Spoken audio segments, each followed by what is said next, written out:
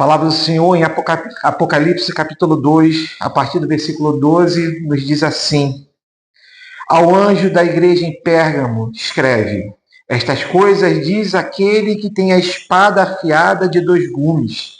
Conheço o lugar em que habitas, onde está o trono de Satanás, e que conservas o meu nome, e não negaste a minha fé, ainda nos dias de Antipas, minha testemunha, meu fiel, o qual foi morto entre vós, onde Satanás habita. Tenho, todavia, contra ti algumas coisas, pois que tens aí os que sustentam a doutrina de Balaão, o qual ensinava a Balaque a armar ciladas diante dos filhos de Israel, para comerem coisas sacrificadas aos ídolos e praticarem a prostituição. Outro sim, tu tens os que da mesma forma sustentam a doutrina dos nicolaítas. Portanto, arrepende-te, e se não, venho a ti sem demora, e contra eles pelejarei com a espada da minha boca. Quem tem ouvidos, ouça o que o Espírito diz às igrejas. Ao vencedor, dar-lhe-ei do maná escondido, bem como lhe darei uma pedrinha branca, e sobre essa pedrinha escrito um nome novo, o qual ninguém conhece, exceto aquele que o recebe. Pai amado, a sua palavra foi lida. Somos gratos, Senhor, porque o Senhor nos trouxe a tua casa nessa manhã para podermos te adorar e bendizer o seu santo nome. A reconhecermos, ó Pai, a tua soberania e a tua majestade, a tua glória e o teu poder. Obrigado, Senhor, porque através do teu Espírito Santo, tu incomodas os nossos corações para cada vez mais conhecermos a Ti, a realmente, Senhor, entendermos como igreja precisamos nos comportar para Te servir e adorar conforme a Tua vontade. Por isso, Deus, nós te agradecemos o sacrifício de Cristo Jesus, que nos dá essa oportunidade de estarmos na Tua presença, adorando o Pai e falando que queremos aprender mais de Ti. Por isso, Senhor, neste momento, ser com o Teu povo, para que nós possamos, como igreja, aprender aquilo que Tu queres trazer aos nossos corações. É o que eu te peço, agradeço desde já, fiado no nome santo do Teu Filho Jesus. Amém, Senhor. Meus irmãos, nós estamos estudando como ser cada vez mais igreja. Estamos utilizando esse livro, Igrejas do Novo Testamento, Experiências Eclesiais, que ensinam e inspiram a igreja hoje. E a cada semana nós temos estudado uma igreja. E agora nós estamos numa sequência das igrejas que são faladas no livro de Apocalipse, quando Jesus se revela a João na ilha de Pátimo durante o seu exílio para mostrar a nós, igreja perseguida, como precisamos estar firmados, sabendo que a vitória final é nossa, porque podemos passar por tribulações, passamos por dificuldades, mas nós sabemos que o Senhor venceu todas essas coisas, e Ele venceu por nós, para que nós pudéssemos estar eternamente na sua presença. E é por isso que estamos estudando, então, hoje, a igreja que estava situada em Pérgamo. Nós estamos sem os slides aqui, nós mandamos no grupo, né, eu acho que acredito que todos receberam.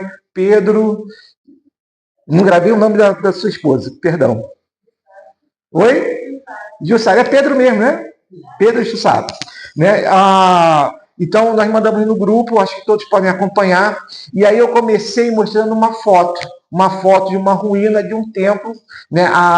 Esse templo era um templo que foi feito para um imperador. Nós precisamos lembrar que na altura ali que João estava vivendo, estava dando essa revelação à igreja, né? Nós já tínhamos um culto ao imperador, ou seja, o imperador romano era considerado um deus. E é interessante pensarmos que, apesar de nós termos templos aos imperadores em outras cidades, o primeiro local que teve adoração ao imperador foi em Pérgamo. Então, ou seja, o culto ao imperador era uma marca forte nessa cidade. Se vocês olharem o segundo slide, eu trouxe algumas curiosidades sobre a cidade para que nós possamos estar. Eu não sei se todos estão conseguindo abrir, porque na realidade eu não mandei em PDF, eu mandei em PowerPoint. né? O PDF ficou no meu celular, né? Então, como o celular está gravando, eu não pude enviar. Então, eu mandei em PowerPoint. Se alguém não conseguir abrir, depois eu mando em PDF para que todos possam acompanhar. Então, a cidade de Pérgamo, ela ainda existe hoje. Ela é chamada de Pérgama e está localizada na Turquia.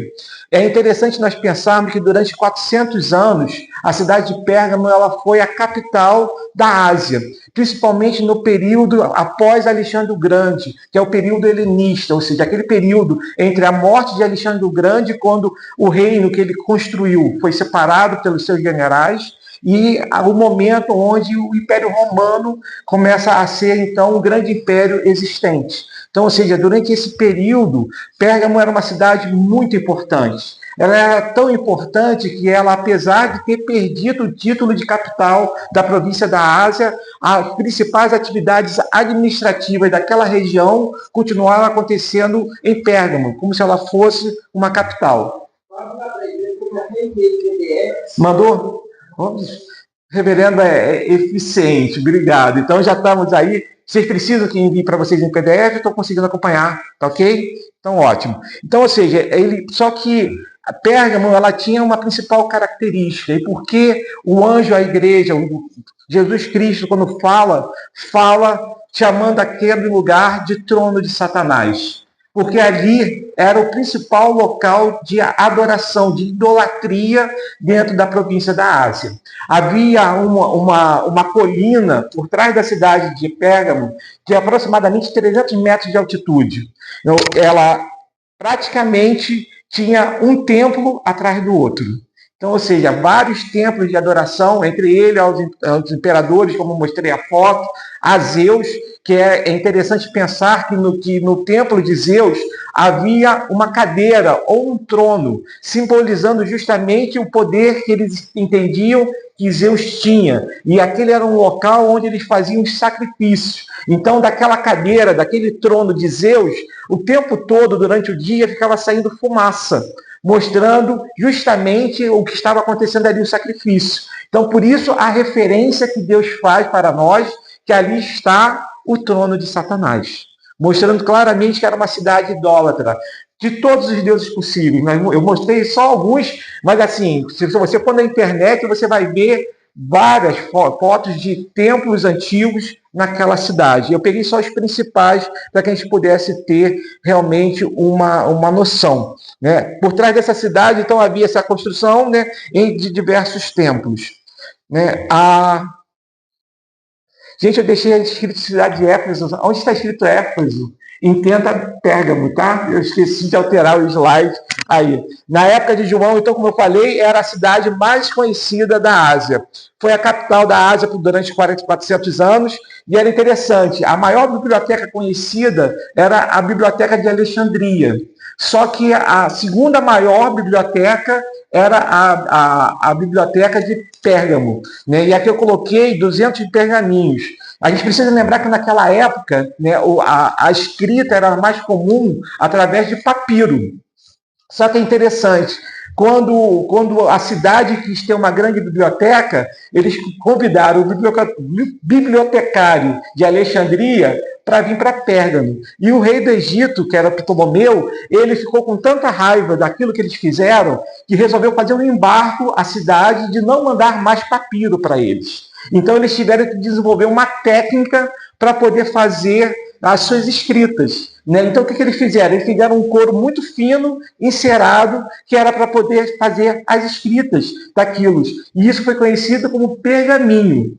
E é interessante, pergaminho vem justamente do nome da cidade de Pérgamo. Então a biblioteca de Pérgamo chegou a ter 200 mil pergaminhos, ou seja, livros escritos por esse material após a ida desse bibliotecário. A palavra quase não sai, mas vou conseguir falá-la. Bibliotecário, né? Que quando ele vai para a cidade, então, você vê que eles criam, então, 200 mil pergaminhos, né? Mesmo sendo Éfeso e Esmirna cidades de maior relevância, e por coincidência, é a sequência que nós estamos vindo estudando dentro desse livro, né? Nós falamos sobre a igreja em Éfeso, há 2 semanas atrás. Na semana passada, o reverendo Onofre falou sobre a igreja em Esmirna, e hoje nós estamos falando sobre Pérgamo, né? Manteve assim as suas funções.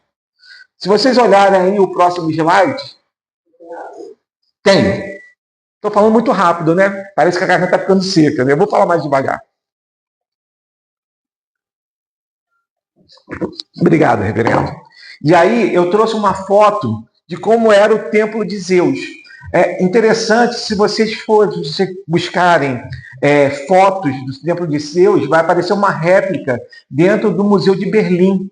Né? Na época, em alguma época específica, no governo otomano, alguns historiadores alemães começaram a fazer escavações e levar esse material para a Alemanha. Então, muita coisa da cidade de Pérgamo está no museu em Berlim. Então, eles fizeram uma reconstrução dessa entrada do templo. Mas a forma real que o templo tem hoje é a próxima foto. Só ruínas. Somente a palavra de Deus sobrevive ao templo. Todas as idolatrias, elas vão sendo vencidas pelo tempo. E o nosso Deus, que é o verdadeiro Deus, a sua palavra continua firme, forte, sendo mantida conforme ela foi escrita e nos dada de presente por Ele, para podermos nos guiar. E aí, a próxima foto que eu botei Asclépio e Esculápio. Interessante pensar que, além de ser um centro de idolatria, a cidade também era um centro de cura.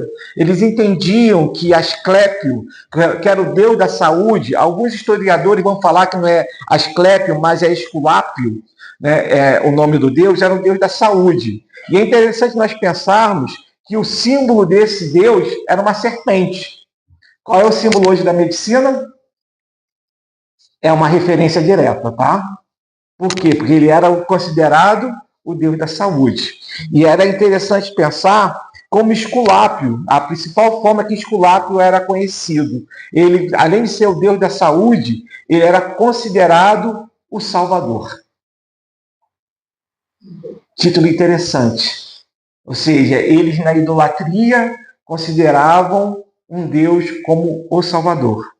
E ali naquela cidade havia uma igreja que conhecia o verdadeiro Salvador, mostrando claramente que havia um confronto direto entre esses dois entendimentos. E essa primeira foto que eu coloquei era como se fosse uma avenida central do Asclepion, né, que era um local de cura, onde ali se fazia de todo tipo de cura. Havia piscinas para banhos termais, havia piscinas para poder fazer banho de lama, havia algumas pessoas que se dedicavam à hipnose ou à autossugestão como formas de curas. Então, ou seja, ali se aceitava diversas formas de cura naquele lugar, mas todas elas dedicadas a Esculápio ou a Asclépio, que seria o mesmo nome, seriam dois nomes do mesmo Deus. Então, nós percebemos claramente que a cidade, além da idolatria, ela tinha toda uma necessidade de buscar cura. Então, ou seja, a cidade era muito conhecida por isso e muitas das pessoas que estavam doentes vinham para aquela cidade. Por isso, a grande propagação de templos naquele local. Aí, na segunda foto, são as ruínas de onde eram as piscinas, ok? Do Asclepion. E aí nós vamos começar, então, a entrar no texto. É interessante nós pensarmos que Jesus, para aquela igreja específica, ele começa a se apresentar como estamos vendo lá no início da apresentação, e lembrando sempre a estrutura dessas cartas. A estrutura das cartas são sempre as mesmas. Primeiro, Jesus se apresenta como uma forma. Aqui ele se apresenta como aquele que tem a espada afiada de dois gumes. E aí ele vai falar aquilo que aquela igreja tem de bom. Mas ele depois faz advertências. E ele mostra que através dessas advertências ele quer salvar aquela igreja para que ela possa ter a vitória final. Sempre vocês vão ver que essa estrutura das cartas são sempre as mesmas. Jesus se apresenta, depois ele fala o que a igreja tem de bom, depois ele adverte a igreja e fala se aquela igreja entender a sua advertência, o que eles vão receber. Sempre vocês podem pegar todas as estruturas dessas cartas que são dirigidas às 7 igrejas E nós vamos perceber sempre que é dessa forma. E aqui Jesus então se apresenta como aquele que tem a espada afiada de dois gumes. E é interessante pensar, pegando no comentarista William Barclay, ele vai falar que existia dois tipos de governantes romanos. Aqueles que tinham o jus gladi e aqueles que não tinham o jus gladi. Eram os dois tipos de governantes possíveis. E o que era o jus gladi? O jus gladi era o direito sobre a vida ou a morte dos habitantes daquela província a qual ele era um governador. Ou seja, quando o governador tinha o poder de jus gladi, ele poderia, simplesmente com a sua palavra, determinar a execução sumária de uma pessoa. E adivinhe, em Pérgamo, o governador tinha o jus gladi. Então, ou seja, um cristão que estava indo contra o culto do imperador, que não participava de toda aquela idolatria, que não participava daquelas festas, poderia ser considerado um traidor e, pela palavra de um homem, ser morto. Esse era o jus gladi. E aqui, Jesus vai se apresentar para essa igreja, que tinha sempre uma espada ao seu pescoço, que sabia que a qualquer momento poderia ser condenado à morte. Jesus vai dizer que nada que um homem possa fazer contra nós é maior daquilo que ele faz por nós. Porque as nossas vidas têm um dono, que é Cristo Jesus. Ele se apresenta e mostra que se vocês pensam e temem que um homem pode determinar a morte de vocês, Jesus se apresenta dizendo: a vida de vocês é minha. Eu paguei sangue precioso por cada um de vocês. Eu posso determinar a sua morte ou a sua vida. E mesmo quando nós morremos, sabemos que nós podemos passar pela primeira morte, que é a morte física, mas nunca passaremos pela segunda morte, que é a morte espiritual, que faria a separação eterna entre nós e o nosso Deus. Porque nós tivemos o preço pago por Cristo Jesus na cruz. Nós temos a certeza em nosso coração que nós vamos viver eternamente na presença de Deus. E é essa certeza que Jesus aqui está querendo apresentar. E aí ele nos mostra claramente isso. Eu queria que um irmão lesse para a gente Hebreus capítulo 4, versículo 12, e um outro irmão fosse para Efésios 6, 17, para que nós pudéssemos ler esses textos.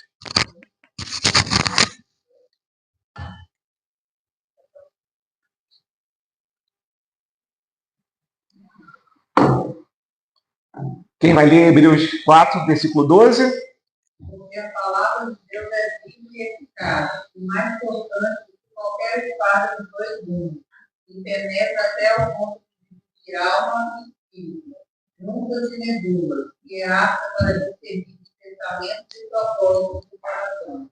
Mostrando claramente qual é a verdadeira espada de dois gumes. Lembrando, que nós somos dicotômicos. O que quer dizer isso? Enquanto os gregos acreditavam que havia corpo, alma e espírito separados, fazendo uma interligação. Lembrando que na cultura grega, o corpo era mau.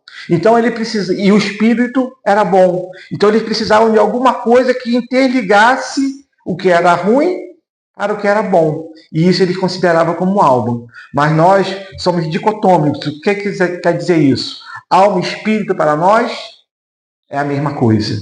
Estamos falando da presença de Deus em nossas vidas. Aquilo que Deus soprou no pó para nos formar alma vivente. Nos formar quando Ele nos mostrou. Ele pega do pó, a palavra nos fala, e sopra alma vivente. E assim Ele forma um homem. Então, mostrando claramente. E essa palavra em Hebreus fala o quê? Que somente a palavra pode, de uma forma, separar uma coisa da outra, porque elas são a mesma coisa. Então, somente através da palavra que isso poderia ser separado. Não de uma forma como eles colocam. Tranquilo até aqui? Então, ok. Vamos continuar então. Efésios 6, 17. Quem pode ler? Olhai também a sexta salvação e a espada do Espírito, que é a palavra de Deus. Mostrando claramente que quando Jesus se apresenta com uma espada afiada de dois gumes, ele está falando que ele é a palavra de Deus. Louvado seja Deus pela palavra viva que há em nossos corações. E aí ele passa a falar sobre um desafio que é a gente não apostatar. Né? E o que é apostasia? Precisamos entender essa palavra que muitas vezes não faz muito sentido para a gente. Mas o que é essa palavra? Apostasia é o ato de abandonar ou renegar a verdadeira fé e a adoração verdadeira ao nosso Deus. Ali, naquele momento, na cidade que eles estavam vivendo, né, havia uma possibilidade deles simplesmente começarem a negar a fé. Vamos parar para pensar a realidade que esses nossos irmãos viviam? Eles viviam com uma espada de um governador que a qualquer momento podia acusá-los de não estar adorando ao imperador. Eles tinham uma sociedade em volta toda idólatra, fazendo pressão para que eles pudessem participar. Há relatos em algumas cidades que, por exemplo, que os cristãos não conseguiam nem comprar o alimento. Por quê? Porque esses alimentos eram todos eles dedicados a ídolos. Então eles não conseguiam comprar nenhum alimento que não fosse dessa forma. Então, ou seja, para não contrariar aquilo que eles acreditavam, eles não conseguiam nem negociar suas mercadorias ou comprar mercadorias numa cidade. Então nós percebemos claramente que havia um perigo claro e evidente deles estarem negando a fé. Nós sabemos que nas primeiras perseguições que Roma fez à igreja, quando eles eram levados para os teatros romanos, para as arenas, para serem mortos por animais, a palavra, os relatos que nos trazem, né, os historiadores, falam que os nossos irmãos viam as feras louvando ao Senhor. E é muito difícil isso. Nós pensarmos a tamanha fé que eles tinham para não negar a Jesus Cristo.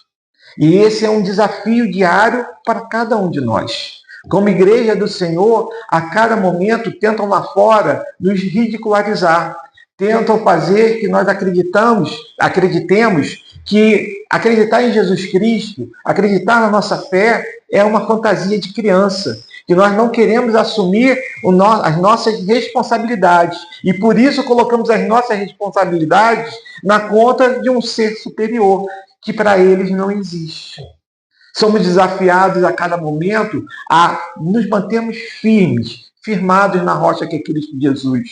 Somos chamados a cada momento, apesar de aqui, neste momento, não passarmos por perigos, como hoje a igreja perseguida passa. Né? Temos aquele vídeo de ver irmãos sendo decapitados, infelizmente, mas que não negam a sua fé. E aí é o perigo da apostasia. Porque quando nós somos confrontados, quando a nossa vida está em perigo, nós precisamos ver e entender se realmente a nossa fé é suficiente para que nós não neguemos a Cristo Jesus. Precisamos a cada momento ter essa certeza no nosso coração como igreja. Porque é isso que vai nos dar a certeza e vai nos dar a coragem necessária para podermos sim falar da palavra de Deus, a tempo e a fora de tempo. Pregar o Evangelho requer que nós confiemos naquele que realmente nos salvou, Cristo Jesus. Por isso nós precisamos a cada momento pensar nisso. E aqui ele vai começar a falar da apostasia através do exemplo de Balaão. E aí nós já trouxemos 2 semanas atrás esse debate, falando sobre aqueles que acreditavam em Balaão e aqueles que acreditavam em Nicolaítas. E aqui ele deixa bem claro que na realidade ele traz o exemplo de Balaão para poder falar dos Nicolaítas, mostrando que na realidade a fé deles, aquilo que eles acreditavam, as heresias que eles acreditavam, eram da mesma atitude. E aí eu queria convidar os irmãos, queria que um irmão lesse para a gente Números, capítulo 25, versículo 1 e 2. E um outro irmão, também em Números, lesse 31, 16.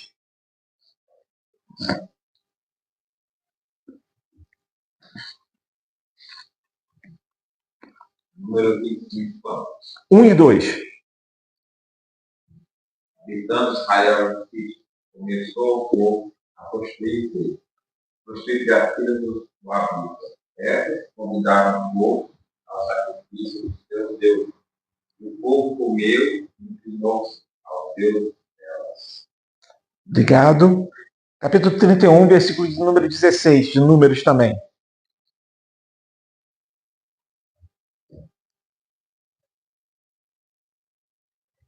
Foram elas que seguiram o conselho de Balaão, e levaram Israel a ser infiel ao Senhor, no caso criou, de modo que uma praia e uma.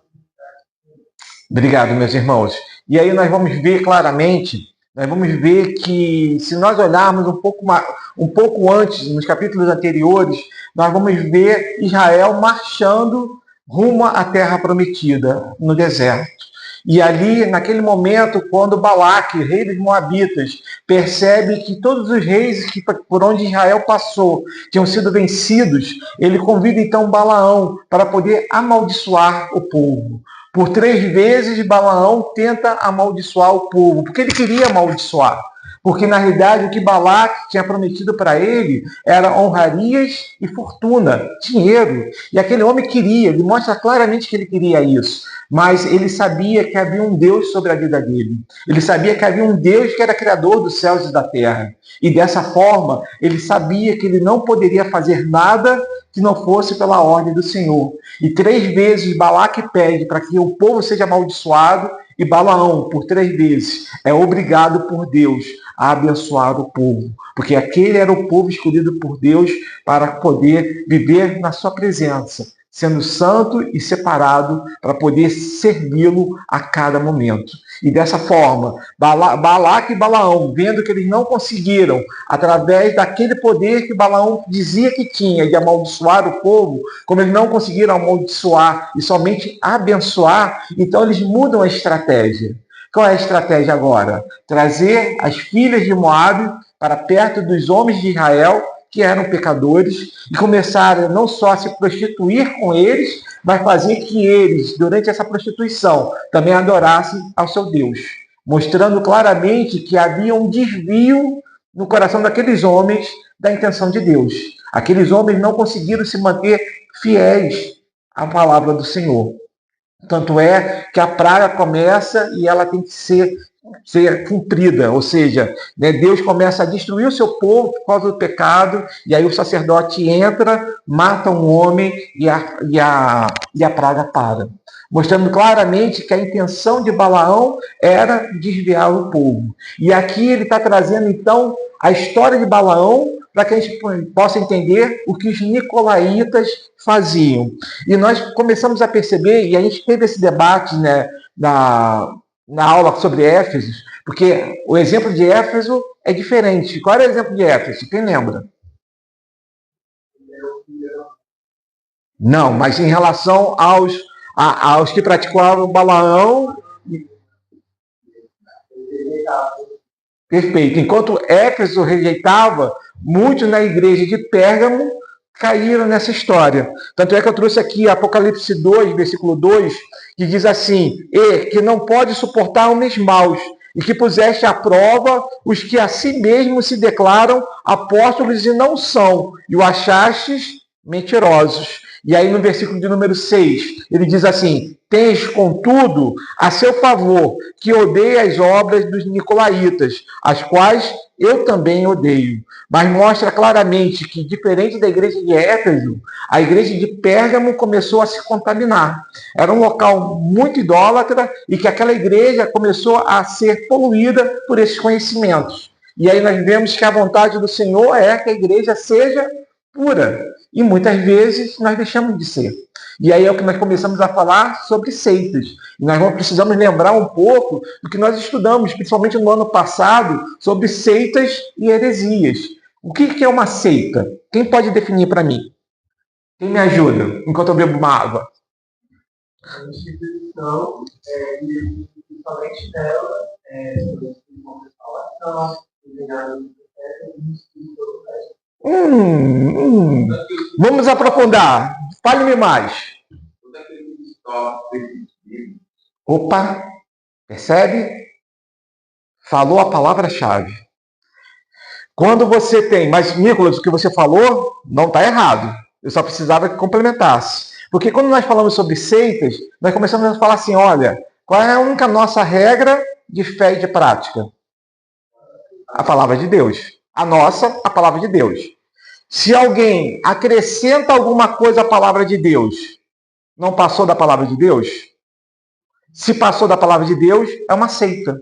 Porque a palavra de Deus nos basta. Então, se alguma igreja, se diz igreja, ela tem a palavra de Deus, mais alguma coisa, mais algum livro, ela é uma seita, porque ela não está seguindo aquilo que Deus nos deu. E se, por exemplo, alguma igreja fala assim, olha, nós só acreditamos no Novo Testamento, o Antigo Testamento nós não seguimos, ou vice-versa. O que ela fez? Ela tirou uma parte da palavra de Deus. Pode ser assim, olha, eu não acredito na última em Apocalipse. Nós não pregamos Apocalipse porque Apocalipse não é um livro de Deus. Ela alterou aquilo que o Senhor deu. Então, ou seja por supressão, ou seja, por acréscimo, ou seja, como o Nicolas falou, por uma interpretação errada, equivocada da palavra de Deus, porque a gente precisa lembrar que quando nós falamos que a palavra de Deus ela é mãe de quase todas as heresias, é uma verdade. Porque as pessoas pegam aquilo que está na palavra de Deus e distorcem aquilo que Deus queria trazer para nós. E dessa forma, eles fazem que aquilo que é puro, aquilo que foi nos dado para podermos realmente manter e conhecer o nosso Deus, foi distorcido. Então, tudo isso são seitas. Então, quando você pega uma igreja, como nós falamos sobre os nicolaítas, e aí uma observação, há uma divergência entre os historiadores de quem são os nicolaítas, qual é a origem deles. Uns vão dizer que está ligado a Nicolau, que foi um dos diáconos que foram determinados quando houve a primeira instituição de diácono, junto com Filipe e Estevão, e diz que ele fez uma doutrina, e essa doutrina teria sido distorcida e teria dado no que os nicolaítas entendem.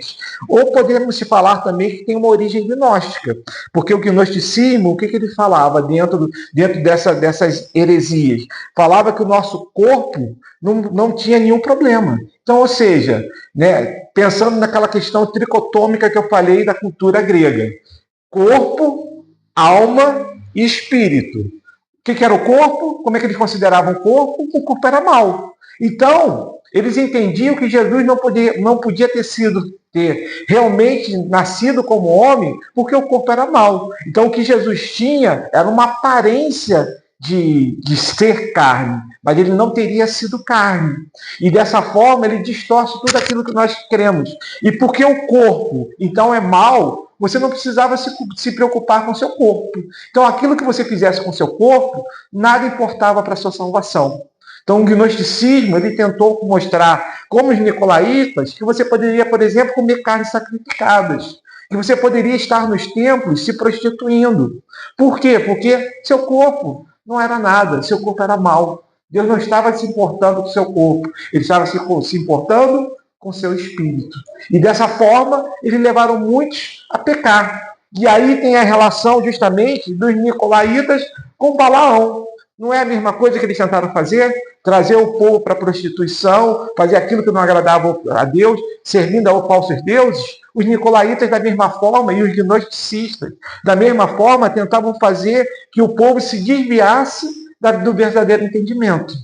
E é o que nós vemos aqui, Deus falando a essa igreja, mostrando claramente, nos falando aqui, versículo 13, conheço o lugar em que habitas, onde está o trono de Satanás, e que conservas o meu nome, e não negaste a minha fé, ainda nos dias de Antipas, minha testemunha, meu fiel, o qual foi morto entre vós, onde Satanás habita.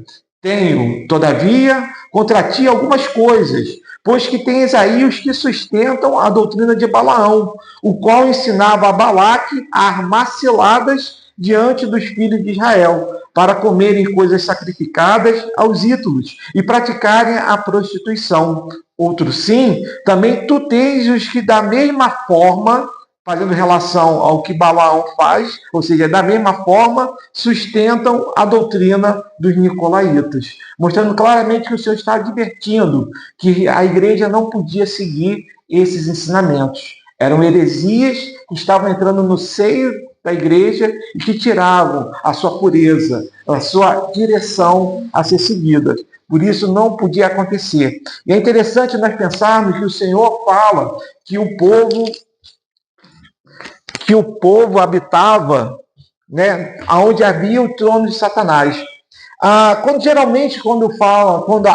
o Novo Testamento fala que um crente está habitando em algum lugar, ele usa a palavra parokai.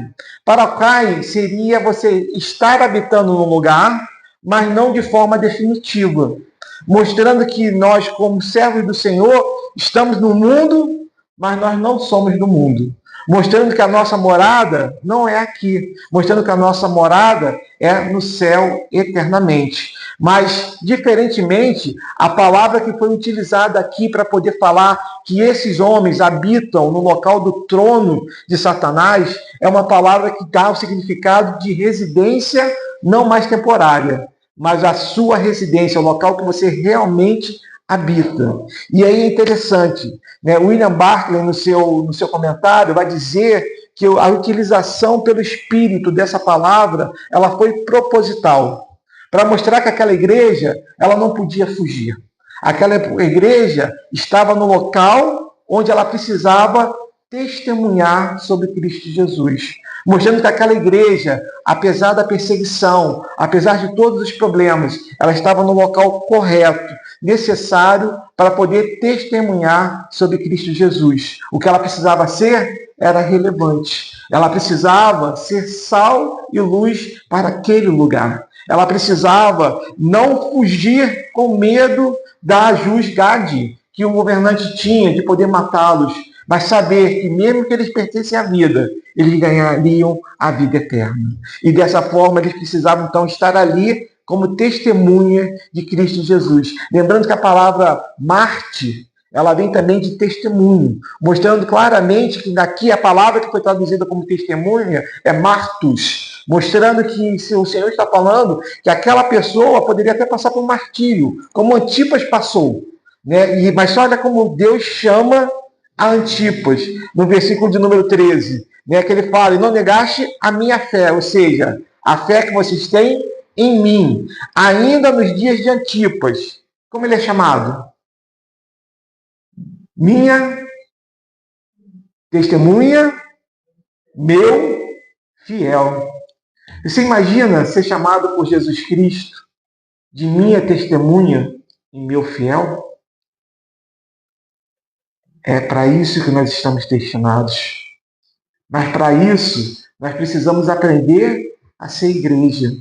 Mesmo estando no mundo que é idólatra, mesmo tendo várias coisas que tentam nos pressionar a negarmos a nossa fé, nós precisamos nos manter fiéis a cada momento.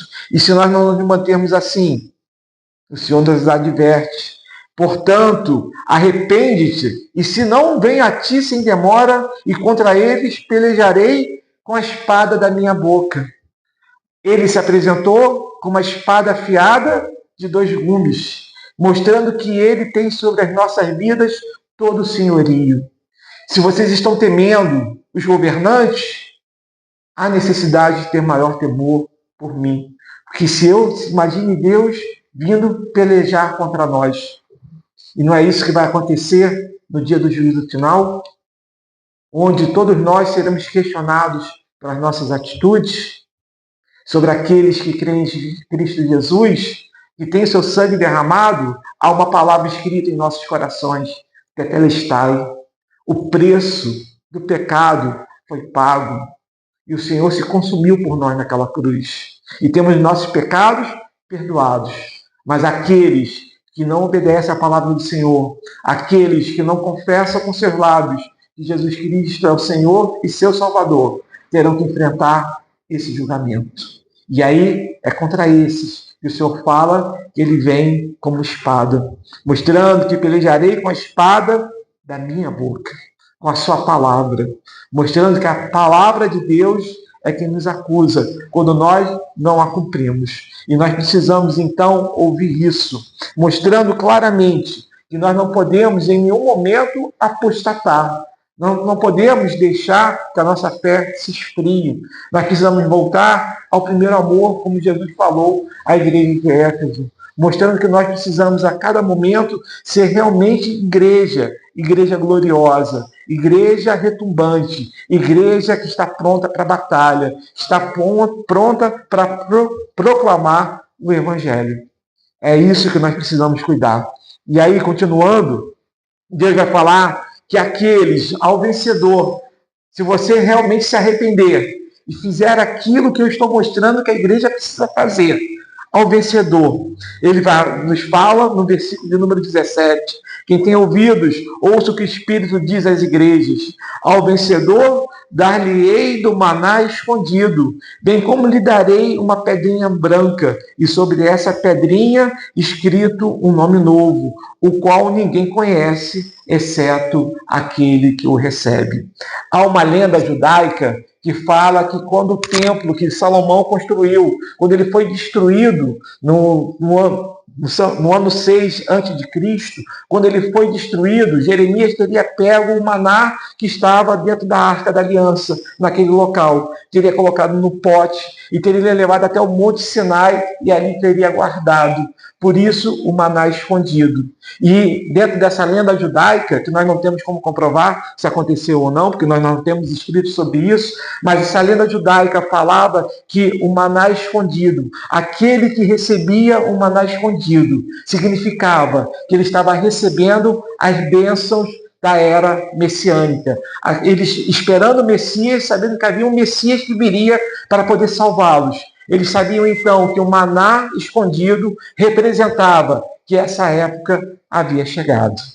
Se nós pegarmos dessa forma e pensarmos um pouco nessa lenda, para que o conhecimento da época que eles conheciam, nós vamos perceber claramente que o que Jesus está nos prometendo é que nós, que somos fiéis até o fim, estamos recebendo as suas promessas, aquilo que ele prometeu, porque ele é o pão da vida.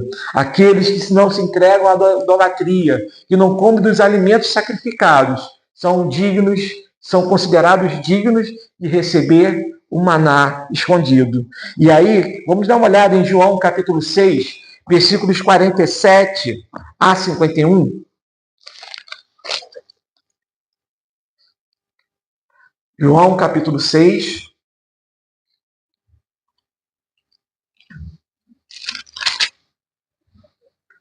de 47 a 51.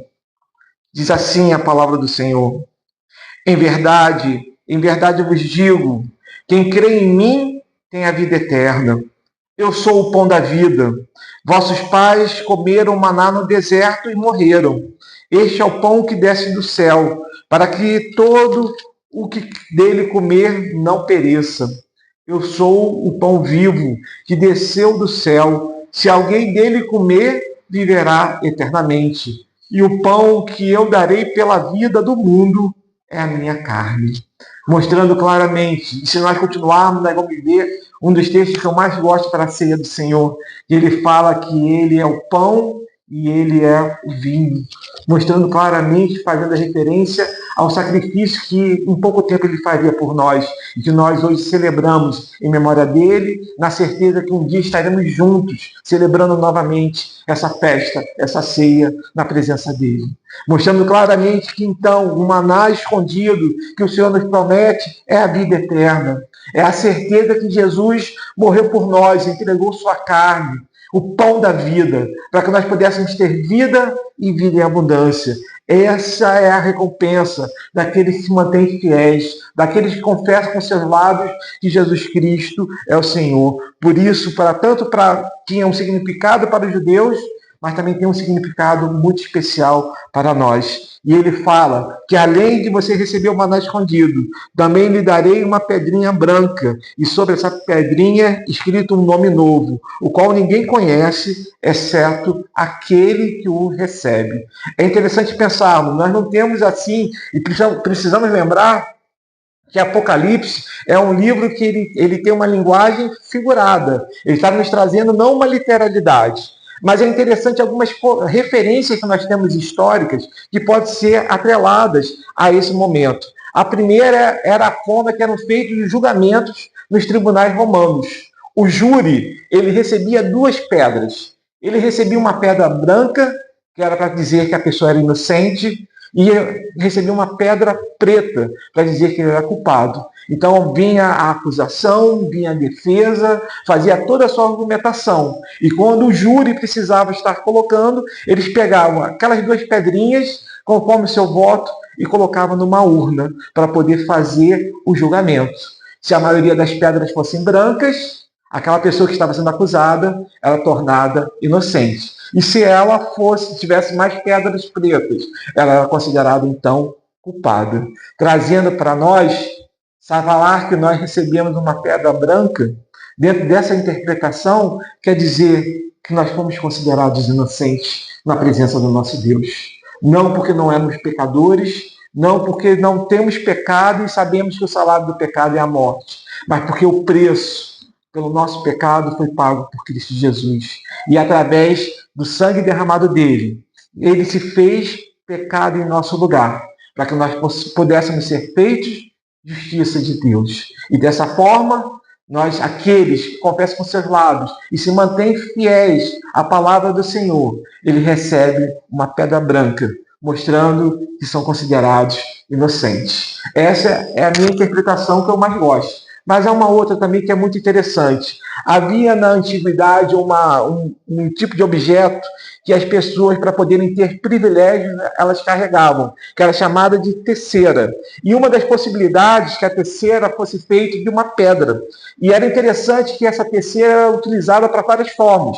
Por exemplo, as famílias mais tradicionais de Roma, que tinham dinheiro, elas tinham aqueles que elas chamavam de seus clientes. Eram pessoas que recebiam benefícios dela, ou seja, aquela pessoa podia não ter o alimento, mas ela podia ir na casa daquela pessoa que era abastada e ela podia ter o alimento, comer daquela comida, receber roupas daquela família. E para poder identificar essa pessoa, ela recebia uma teceira. Mas dentro das utilizações da teceira, a que mais me chamou a atenção foi essa que eu coloquei, porque os gladiadores, eles viviam uma vida em batalha, dentro de uma arena. E aqueles que sobreviviam, ou seja, era a cada luta uma possibilidade de morte. E aqueles que eram os maiores, os mais valentes, os mais fortes, eles iam sobrevivendo às suas lutas, né? Mas chegava a um ponto, num momento, que ele já não tinha mais condições de lutar, porque tinha envelhecido.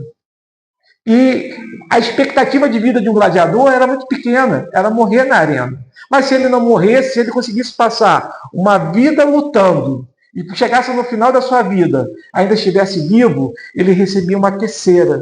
Só que a teceira que ele recebia tinha uma inscrição em romano, escrita só SP. E diz que o que iria significar isso? Aquela teceira com escrito SP identificava o homem cujo valor foi provado, além de toda dúvida possível. E aquele homem era digno de ter o seu sustento e viver o restante da sua vida dignamente. Olha a frase: homem cujo valor foi provado, além de toda dúvida possível. Reverendo?